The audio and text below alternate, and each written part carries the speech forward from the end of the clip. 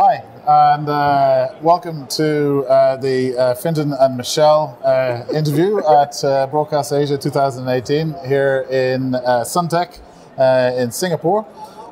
It's 4:20 in the afternoon if you're watching this live, and it was 4:20 in the afternoon if you're not watching it live on day 2 at Broadcast Asia. So I'd like to introduce Michel Proulx, who has flown all the way from Ottawa to Singapore to present at multiple seminars and multiple speaker slots here at Broadcast Asia. Thank you for coming all the way from Canada. My pleasure.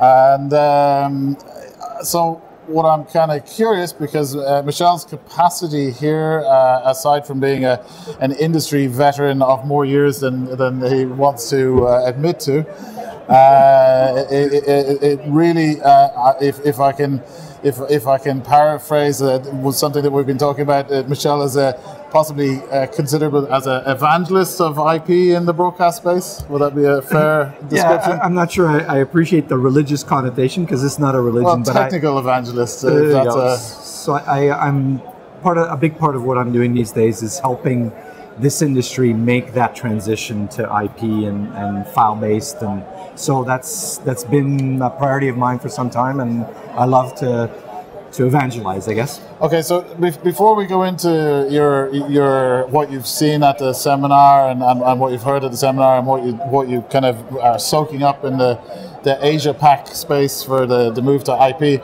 it's probably important to explain your perspective on baseband technology and legacy technology and how well you understand that, because I think you have what many people would be quite jealous of is a deep understanding of what's there and a strong understanding of what's coming and how to get there. So maybe you could just tell us a little bit about your past for people who don't know you. Okay, so it's interesting. You're right. I've been in this industry for 30 years. Most recently, I was at Miranda for several years, and of course, before I left Miranda, we were still in an SDI world, whereas now we're very much approaching this IP world, right? But now one of my big activities these days is I'm working with the Canadian Broadcasting Corporation. We're working on a fairly major facility rebuild, and we've chosen to do that facility rebuild in IP. So you're right, I do know the old world, the SDI, but I've had to learn the new world IP. So you're right, I do have an interesting position having lived both. So, and this kind of feeds in, I suppose, to my kind of first question.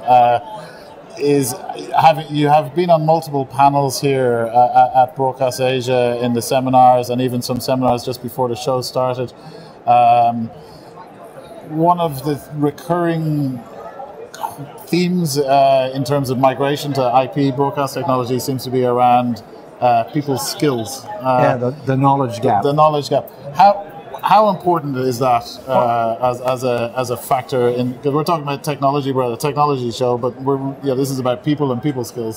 So it's interesting. You've selected exactly the point. I'd say at all the conferences that I've been at concerning IP at this show and in our panel that we had, the topic of the knowledge gap. So we're starting all this IP stuff. The broadcast engineers that are there, do they have the tools? Do they have the skill sets? And it's a gap, and it's going to be an issue. And most people, it's going to slow things down. So I think it's really important that this is being discussed, because the next step is it has to be addressed, right? So you yourself, you're doing this a lot. You're doing a lot of activity to try to help educate the industry. We've done some seminars that you've helped organize. I think it's hugely important. Education is hugely important. But I think another point, we were asked today, what's the timing of the transition? The panel was asked, what's the timing of the transition? And I think the timing is going to be different for different people. But no matter what your timing is as a broadcaster, it doesn't matter if your first project that'll touch IP is this year or 4 years from now. Because of the knowledge gap, you have to get involved in doing some kind of IP project, whether it's a lab or it's a little proof of concept or it's a small studio on the side. I think it's imperative that broadcasters start to fill up this knowledge gap by doing some real practical projects. So and again, I'm thinking we have a mixed audience here. So obviously, there's probably a lot of broadcast engineers and a lot of IT engineers who come from different backgrounds. But in an average broadcaster today, you tend to have the core broadcast engineers almost in one department, and you have an IT department, and they got routers and switches. So are the broadcast engineers going to become part of an IT department? Are an IT department going to take over, or what? Or is this just something else? Well, it's an excellent point. I think in a media facility today, it's often those two teams are siloed. They're very separate. And I think the first thing that has to happen is those silos have to be taken down. So that's either by building a cross-functional team, a single cross-functional team, or ensuring that those people are working on those projects together. The silo effect has to be removed if you're going to have any success. Those people have to start working together. And there was a gentleman that I met this week at the event that we were at on Monday that I think put it very well. So he's Australian. This is Charles. He's from Australia, formerly with a broadcaster. I believe it was Channel 9. He's now in the IT space. And he said something to me that was very interesting. First thing he said the same thing. Break those silos. Make them into one team. And then take your IT engineers that everybody says, all those IT engineers, they don't understand the urgency of broadcast. His solution, Charles's solution to this when he was back in Australia working for Channel 9, was to send those new IT engineers out into the field at OB events, not just one, but for several weeks or even a month of living that world, living the live world, so that the IT engineer suddenly becomes more sensitive to the pressures and the urgencies of the broadcast space. And I thought that was brilliant. I think that's a really good solution to this issue. And then I think the other thing is, it's where I got my, in French we say piqûre, where I got the bug of loving television, is by going out there and seeing what happens when it's live. You'll see that this is a fascinating industry that's got all this excitement, right? I remember I was at this live event. It was an election coverage, and the producer got really mad because the other network called the election before, and he kicked the garbage can and it hit the production switcher. You know what I mean? It's a live event. There's a lot of energy. It's a fun industry to be in. So I think the IT engineer can get that energy and can learn the urgency. So I think that's an interesting way. So don't just cross-pollinate the teams. Make them learn each other's trade. I think it's a great point. It's something that I find interesting, given that we're in SI and we've just started doing live broadcasts recently, right. And we're actually surrounded by some of my engineers here who are not accustomed to being in a studio environment, which we're in now. So, and I can tell you, it gives them a different perspective. If the audio has problems, or if the video has problems, or if we lose a hand or a head magically. So everybody thought this was an outside broadcast, and we were outside in Singapore. It's a green set. You may have just realized that we're not actually on front of the background, but we're very close to the picture. Could I have a mountain background, please, now? No, so it's back to the IP subject. Seriously, it's the transition will happen for different people at different times, right? There's lots to learn. There's lots of new technology. It's still a young transition. There's still some maturity that has to happen with the vendors. The vendor's solution have a ways to come yet. But to be honest, the end users, it's back to my story from before. They have to do a project now to learn it, but also to build a relationship with those vendors that are out in front of this issue. Who's leading in this space? I mean, you're over here kind of talking about a lot of research that has been done in Canada for the national broadcaster there. In the US, in Europe, you travel, you do the global shows. Is the globe moving on the same clock here, or is this a North America first, Europe second, Asia third, or what's the timing here? No, I don't. Okay, so I think let's tackle the U.S. versus Europe thing. Both of those groups are going at the same time. They're in sync. That's right. We just at the conference we were just at here, we heard about StarHub here, who've done a big install in Australia, the big NEP project, which is a very ambitious and interesting IP-based remote production, huge projects. So now this is going on all over the world, right? And I think it's not a US first kind of thing. I think it's the IP addresses certain needs, and if you have those needs, people are tapping into them. In NEP's case, they wanted to build this huge across the country network to be able to do remote production seamlessly. Yes. The only way to do that was to build it over IP, right? So they needed the scale and they needed the transparency of it doesn't matter where the equipment is and where the people are, it's one big production. This segues into a very important question. So from the seminars that you've been involved in here, a recurring question was, what's the benefits, what's the reason to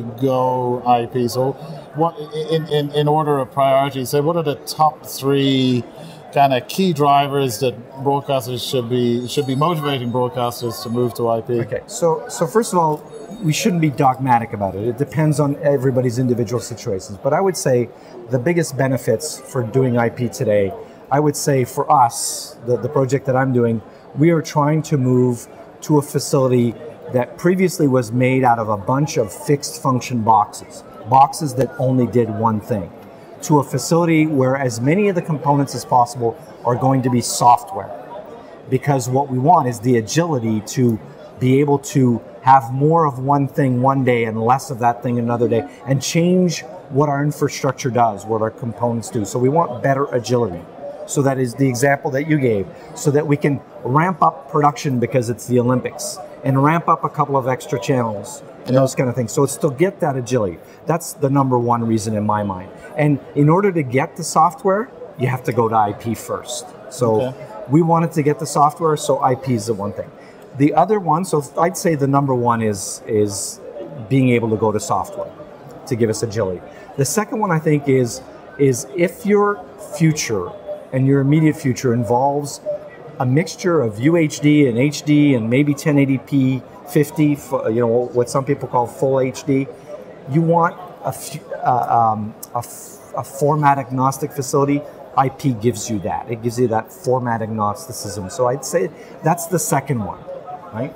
And then the third is only applies to a greenfield site. If you're going to be building a greenfield site, so brand new facility from the ground up, the amount of wiring that you have, is going to be dramatically reduced because of the use of IP. The fact that a single IP fiber is 100 gig fiber is carrying 60 videos in both directions, files, everything on the same fiber.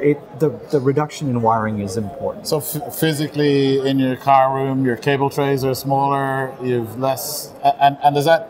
So that's an initial cost. It's a wiring cost, but the maintenance thereafter as well. Now, I think, and it's also a more future-proof. Laying down this kind of fiber that's got IP at both ends, the traffic that you put on that is not fixed. On that piece of fiber, you could be transporting live video or files, audio, Genlock, everything goes in through that. So it's a lot more. It's not I have to run some video wiring, some audio wiring, and some Ethernet wiring. I now run one piece of fiber, and that piece of fiber is carrying all of my kinds of traffic. So that wire now becomes more agile. I can change what I put on both ends and not have to change the wire in the future. So it's also more future-proof, I guess. Okay, and this is in the facility. So I realize that we have to kind of top and tail this interview. But one thing in terms of you know, a couple of years ago we were talking about IP, kind of basically SDI over IP, you know, and the SMPTE standards, and more functionality like auto discovery coming in as more SMPTE standards.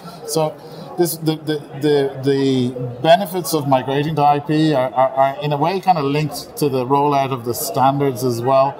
So where are we in standards rollout in terms of, you know, the stuff that's coming? How much more is it going to do for us? And you know, is there an end to this, or is the IP story continually going to get better? Okay, so I think that the standard story is a good one. So I think the standard story is better now than it was a year ago, in that we have SMPTE 2110, which is the transport standard, how we put video and audio on an IP network. That is now completely ratified. So we're good to go. So that means the manufacturers now can target. They know what to deal with. Exactly, and we're writing some RFPs, and we're able to ask for clear questions on the RFP, leaning on the standard. Where things are not as mature from a standardization perspective, and it leads a fairly big gap. This promise of auto discovery, this promise of, so the standards that are being worked on there are from AMWA, and the series is NMOS, and the most important one is IS04, which is the registration, and IS05, which is for a universal connection control. Those two standards are still not complete. So this is plug and play. Plug and play, and be able to have any vendor of controller control any vendor of endpoint. Okay, which is not the natural state for the broadcast business. It's not the natural state for the broadcast industry. So those two standards, and I would say of those two, the registration and discovery, I would say in the project that we're doing, we're not worried about interconnecting, interoperability of devices from a signal point of view. 2110 is mature, we're getting that. But where we're struggling a little bit is it's quite complex to configure this system, and there isn't this automated way of once you configure it for all the components to know. And that's the job of IS04, and we're not quite there yet. It's a gap, right? But it's a gap that's being addressed. But today it's a gap. Okay, and taking a step back from kind of the low level standards and the function, taking a step back into the bigger picture, the future of broadcast.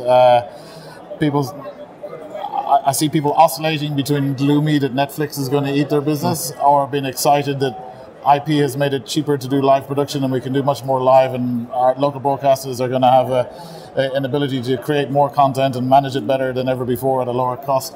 So what's the future for broadcast? Okay, so actually it's funny, those are two separate topics, right? Yes. What's happening with the delivery of content to viewers and the consumption of content, which is, you're right, tending towards, whether you call it OTT or digital, whatever you want to call it, and that's what Netflix does. There's no doubt. We're streaming live. And we're streaming. So there's no doubt that that's the future of broadcasting. And I think that broadcasters need to look to those other outlets in the future so that they themselves continue to be relevant in the future, right? But in order to do that, in order to have that capacity to do all those new kind of services and spin up channels because it's the Olympics, or spin up channels because there's a big concert or whatever, we need to be able to do that. But in order to be able to tackle that new competition, we better have a facility that's a lot more agile.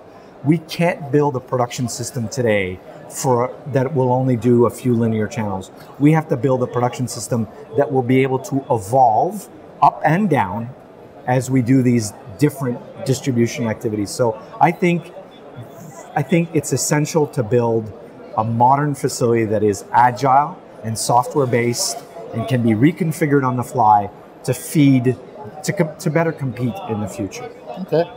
I might add to that. I think this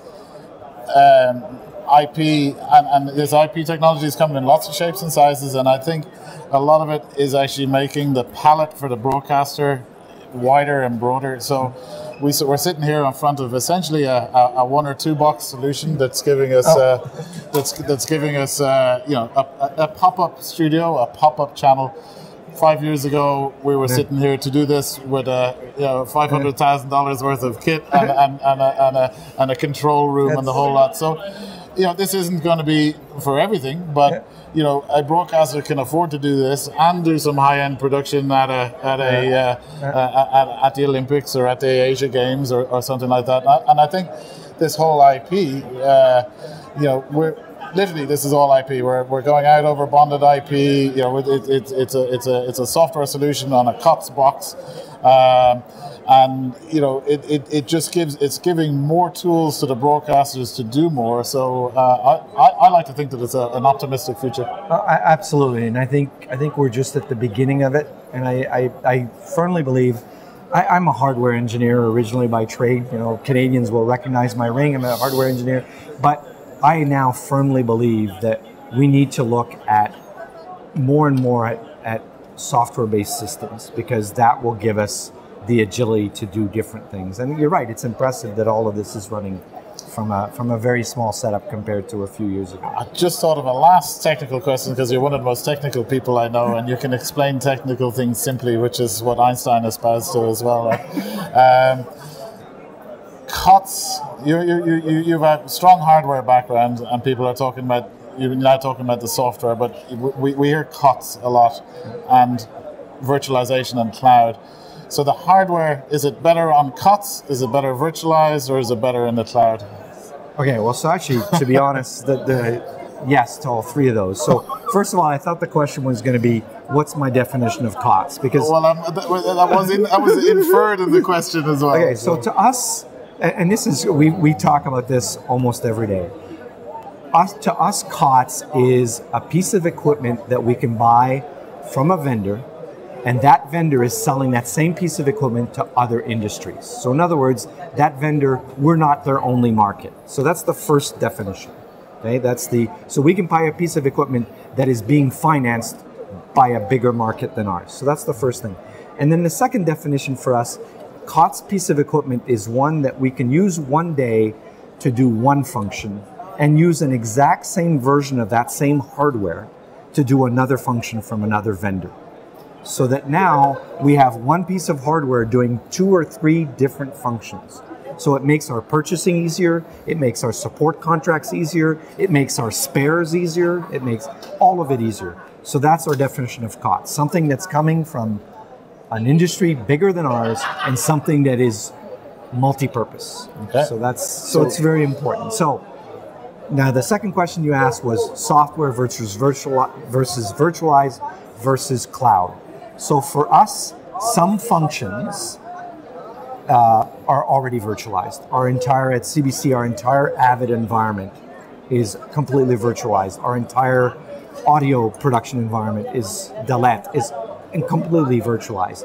We're doing some testing with some software-based solutions for playout applications. We think we're going to be running those bare metal initially, right? So not virtualized, because they hog the whole machine anyway. It doesn't There's matter. no benefit. There's no extra CPU to... The fact that it's not virtualized doesn't take away from that same machine. If we don't need that channel anymore, we can take that channel software down and run something else on that machine. So it's not as quick as virtualized would be, but at least it's still multi-purpose. Okay?